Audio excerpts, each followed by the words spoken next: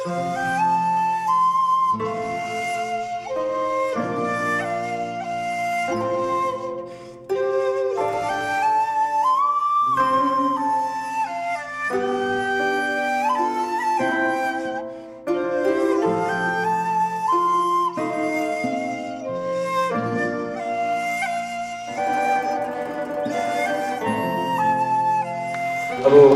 किसी ताखीर के मलाड आश्रम जो तशरीफ लाए बाबा साहब रामदास जी को मैं दावत देता हूँ, वो आए, ये बात हम सबके सामने रखें। हिंदू मुस्लिम सिख ईसाई आपस में सब भाई भाई का मतलब यही है। अस्सलाम वालेकुम अस्सलाम, सत श्री अकाल, गुड इवनिंग। और जिसका जो सलाम वो मैं तहे दिल से करता हूँ। गुरबाणी कहती है, अव्वल अल्लाह नूर उपाया कुदरत के सब बंदे, एक नूर के सब जब उपजा कौन भले को बंदे। मानस की जात सब एक है पहचान को, मनुष्य की जात अलग अलग नहीं होती, क्योंकि मनुष्य का जन्म इसलिए हुआ है कि वो इंसान बने, और जो मनुष्य की जात पाने के बाद इंसान नहीं बनता, इंसानियत इसमें नहीं आती, तो समझ लीजिए कि वो जानवर की तरह ही जिया और जानवर की तरह ही मर गया। 125 करोड़ की आबादी वाला हमारा देश, भारत देश, पूरे विश्व में एक मिसाल है यूनिटी डाइवर्सिटी के, अनेकता में एकता के लिए। लेकिन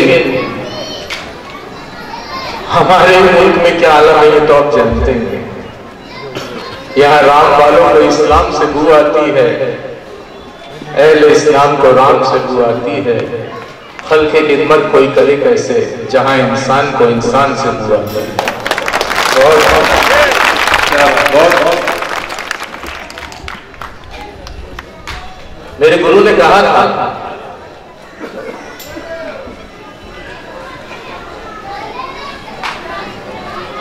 परवाह न करना अगर जमाना खिलाफ है, रास्ता वही चलना जो सीधा और साफ है। अब इससे सीधा साफ रास्ता मुझे कोई नजर ही नहीं आता, इंसानियत का, मानवता का, प्रेम का, राष्ट्रीय अखंडता का। लोग कहते हैं हमसे कि बाबा जी आजकल कहां कहां जाते हो आप। मैं उनसे कहता हूं, आप किसको मानते हो? बोले हम राम को मानते हैं। मैंने कहा राम को मानते हो, तुलसीदास को मानते हो? बोले हाँ। मैं कहा रामचरितमानस को भी मानते हो? बोले हाँ। तो उनको तुलसीदास का एक दोहा सुनाता हूं मैं कि तुलसी यह जग आए के सबसे मिलिए धाय, ना जाने किस भेष में नारायण मिल जाए। वो मेरा रब मुझे जरूरी नहीं है कि मेरे हिंदुओं में ही मिलेगा, वो तो मुझे कहीं भी मिल सकता है। किसी मुस्लिम को गले लगाने से भी मिल सकता है, किसी सिख को गले लगाने से भी मिल सकता है, किसी ईसाई को गले लगाने से, किसी जैन को, किसी बुद्धिस्ट को। मेरा रब तो हर जगह विराजमान है, मैं तो उसे हर जगह देखता हूँ। पिछले दिनों मैं पुणे गया था, वहां पर प्रोग्राम था जमीयत का, तो मुझे किसी ने कहा कि बाबा जी इन दोनों जो माहौल है तो मुसलमानों का क्या होगा, मुसलमानों के पीछे तो लोग पड़ गए हैं। मैंने कहा मुसलमानों का कोई कुछ बिगाड़ ही नहीं सकता, शर्त ये है कि वो मुसलमान होना चाहिए। मुसलमान से तात्पर्य है जिसका मुकम्मल ईमान आ गया अपने रब पर। कोई भी मुसलमान हो सकता है, मैं भी मुसलमान हो सकता हूँ, जो फादर बोलकर गए वो भी मुसलमान हो सकते हैं, क्योंकि मुकम्मल ईमान तो कोई भी ला सकता है अपने रब पर। ये जरूरी नहीं है कि इस्लाम को मानने वाला ही मुसलमान हो। मैंने उन्हें छोटी सी कहानी सुनाई। ये सत्य कथा है कश्मीर में। कश्मीर में एक बुजुर्गवार रहते थे, श्रीनगर में। अल्लाह के बंदे थे लेकिन मेहनत भी वैसे ही करते थे। एक छोटा सा खुमचा लगाते थे। खुमचा आप जानते हैं, छोटी सी दुकान होती है जिसमें मतलब एक बड़ी सी थाली होती है, उसमें चने और आलू घर से उबाल कर उसमें नमक मसाला लगा बढ़ा कर वही सुबह फजर की नमाज के बाद वो बेचा करते थे। तो फजर की नमाज आप जानते हैं सवेरे सवेरे होती है, तो जो भी वो अल्लाह ही करते रहते थे और जो भी आता था उससे पैसे लेते थे और उसे वो चने और आलू दे देते थे खाने। ऐसे करते करते कई दिन बीत गए। कई लोग ऐसे भी थे जो रात के अंधेरे में उन्हें खोटे सिक्के देकर चने लेकर चले जाते थे। एक दिन वो अपने घर पहुंचे तो उन्होंने अपनी पत्नी से पूछा कि मेरी नमाज का समय हो गया है, तो तुमने आज चने और आलू तो बनाए ना? बोले कल दुकानदार ने सौदा नहीं किया। बोले क्यों? बोले जितने सिक्के हमारे पास पड़े हैं ये सब खोटे हैं।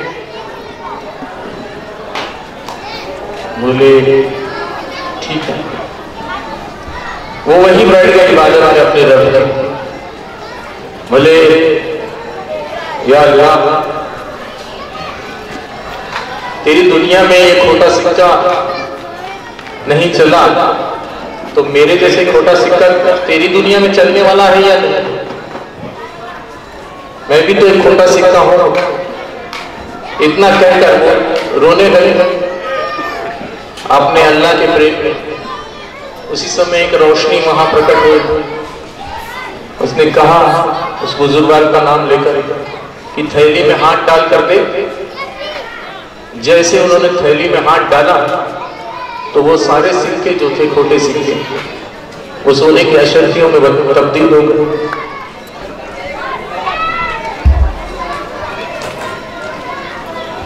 अब असली मुसलमान तो ऐसा ही होता है जो किसी खोटे सिक्के को भी हाथ लगा दे तो सोने की अशर्फी में बदल जाए। अरे मुसलमान को आपने समझ क्या रखा? मैंने उनसे कहा कि आप मुसलमान तो बनिए। असली हकीकत यही है कि लोग जो है समझ नहीं पाते। मुल्ला की दौड़ मस्जिद तक, हमें मस्जिद, मंदिर, गुरुद्वारा, गिरजाघरों से बहुत आगे निकलकर इंसानियत, मानवता और प्रेम पर आना पड़ेगा। तभी जाकर हम अपने अल्लाह को, रब को, गॉड को मुंह दिखाने लायक बनेंगे। अगर हम मस्जिद तक सीमित रहेंगे तो हमारी दौड़ बोलते हैं ना, मुल्ला की दौड़ मस्जिद तक, बाबा की दौड़ घंटी बजाने तक।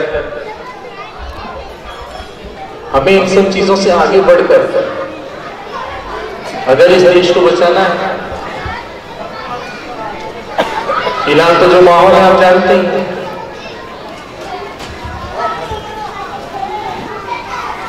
हमारा देश इतना महान रहा है, ऐसी सुबह कभी नहीं, कहीं किसी देश में ऐसी सुबह नहीं होती है इसमें अल्लाहू अकबर की अजान से, मंदिर के शंखनादों से, गिरजाघरों की प्रेयर से, गुरुद्वारों के कीर्तन से।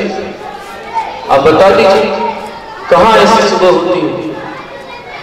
हमारा देश तो इतना महान देश है और काफी अर्से तक कोई परेशानी नहीं थी। इन दिनों थोड़ी सी परेशानी हो चलता है, लोग वोट डाल रहे हैं, नफरत बांट रहे हैं वो लोग। लेकिन ऐसे माहौल में हमें जोश से नहीं, होश से काम लेना है। हमें समझना चाहिए कि ये लोग क्या चाहते हैं। जो ये चाहते हैं वही अगर हम स्वीकार कर लेंगे तो इस देश का कुछ नहीं हो सकता। ये नफरत बुरी है, न पालो इससे, दिलों में खलिश है, निकालो इससे।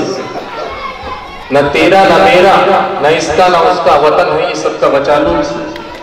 वतन है ये सबका, बचा लो इसे। गंगा जमनी तहजीब की हम बातें करते हैं लेकिन कहां देखने को मिलती है? अब तो लोगों के दिलों में इतनी दरारें पैदा हो गई हैं, बड़ी मुश्किल से लोग किसी से गले मिलते हैं। गले मिलने से पहले मन में ये होता है कि कहीं छुरा ना घोप दे, कहीं पॉकेट ना मार ले।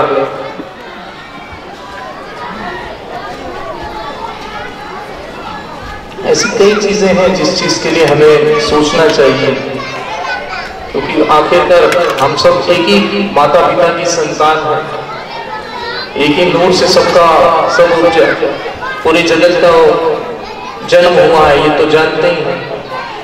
लेकिन हम लोग फिर भूल जाते हैं इन चीजों को। एक और छोटा सा किस्सा सुनाऊंगा आपको। एक जनाजा जा रहा था, ये इन दिनों एक मसला उठा हुआ है, उसके ऊपर है। बाबा जी शाल में लपेट के जूता मार रहा है, आप लोग समझने की कोशिश कीजिए। एक जनाजा जा रहा था, किसी स्त्री का जनाजा था, किसी औरत का जनाजा था, और बड़ा ही अजीबोगरीब जनाजा था। आगे एक बुजुर्ग चल रहे थे, उनके हाथ में एक पट्टा था जो कुत्ता बंधा हुआ था, और कुत्ते के गले में बड़ी हार मालाएं फूल पहनाई हुई थी। पीछे जनाजा था और उसके पीछे लाखों लोगों की भीड़ थी। एक आदमी ने देखा इस जनाजे को तो दौड़कर आगे आया, बोला यार ये क्या बात है, ये कैसा जनाजा जा रहा है, कुछ समझ में नहीं आ रहा है। बोले ये बुजुर्गवार है, इनकी पत्नी मर गई है ऊपर जिसका जनाजा जा रहा है, और ये कुत्ता है। बोले कुत्ते के गले में हार फूल मालाएं क्यों पहनाई गई? बोले ये कुत्ता बड़ा चमत्कारी है, जिसके भी घर जाता है। मौलाना हलीमुल्लाह साहब जिंदाबाद, जिंदाबाद। जमीयत उलमा महाराष्ट्र जिंदाबाद। हिंदुस्तान, हिंदुस्तान।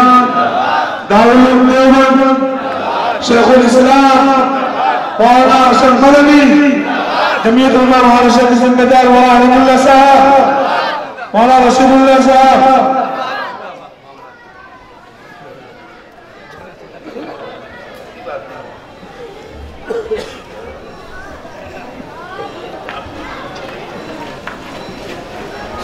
बोले ये कुत्ता जिसके घर भी जाता है, उस घर की स्त्री को भौंक करके खत्म कर देता है एक दिन में, 24 घंटे के अंदर। तो वो दौड़ा उस बुजुर्ग के साथ पास, वो आदमी कहा ये तो बहुत अच्छी बात है, एक दिन के लिए मुझे भी कुत्ता मिल जाए तो बहुत अच्छा हो जाए। वो स्त्री के उस बुजुर्गवार के पास पहुंचा और बुजुर्गवार से कहा ये बुजुर्गवार, एक दिन के लिए मुझे भी कुत्ता दे दो तो मेरा भी भला हो जाए। बोले नहीं भाई, नहीं मिल सकता है। बोले क्यों? बोले तुमको लाइन में आना पड़ेगा, वो लाखों लोगों की जो भीड़ लगी है वो इस कुत्ते के लिए लगी है। तो कहने का मतलब ये है कि हम भी किसी ऐसे भौंकने वाले के चक्कर में आकर अपने घर को, अपने परिवार को, अपने समाज को बर्बाद न कर लें, क्योंकि हमारी माता बहनों और स्त्रियों और बेटियों से ही हमारा परिवार है, हमारा देश है, हमारा समाज है। हमें इस बात की कोशिश करनी चाहिए कि हम उनको सही राय दें।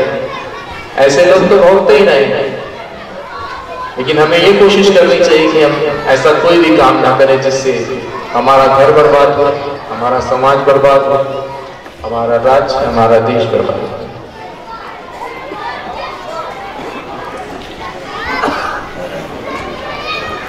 आप जानते हैं जमीयत उलमा के बारे में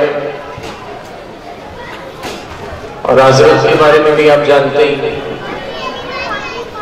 ऐसे लोग बड़े कम हैं इस दुनिया में जो एकता के लिए, भाईचारे के लिए, प्रेम के लिए, राष्ट्रीय अखंडता के लिए काम कर रहे हैं। कहते हैं ना, हजारों साल नरमी सबकी बेनूरी पे रोती है, बड़ी मुश्किल से होता है चमन में दिया हुआ। जब धरती करवट लेती है कई करोड़ों साल, तब जाके पैदा होता है एक जवाहर लाल। ऐसे ही दिगावत एक जवाहर हमारे हजरत है। वो सिर्फ भारत के ही रत्न नहीं है, इस पूरी धरती के, इस पूरी कायनात के रत्न है, लेकिन लोग उनको समझ नहीं पाते। इस उम्र में भी जो उनकी जद्दोजहद एकता के लिए, प्रेम के लिए, भाईचारे के लिए, राष्ट्रीय अखंडता के लिए, वो कम लोगों में दिखाई पड़ता है। हमारी उनसे बहुत कम मुलाकात होती है, लेकिन हम अपने आप को खुशकिस्मत समझते हैं कि जब उनसे मुलाकात होती है। शायद कल हमारी उनसे मुलाकात हो।